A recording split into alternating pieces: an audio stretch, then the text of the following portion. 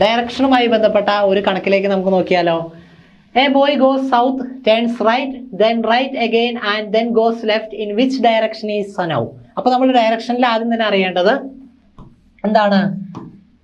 East ആണ്, west ആണ്, north, south. ഇത് ജസ്റ്റ് ഒന്ന് അറിഞ്ഞിരിക്കുക.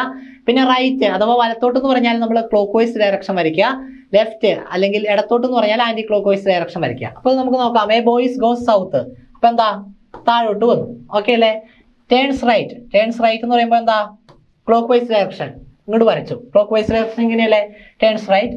Then right again, right again എന്ന് പറയുമ്പോൾ വീണ്ടും ക്ലോക്ക് വൈസ് ഡയറക്ഷൻ. ഓക്കെ അല്ലേ? ദെൻ ഗോസ് ലെഫ്റ്റ്, ലെഫ്റ്റ് എന്ന് പറയുമ്പോൾ ഇടത്തോട്ട്. ഓക്കെ അല്ലേ?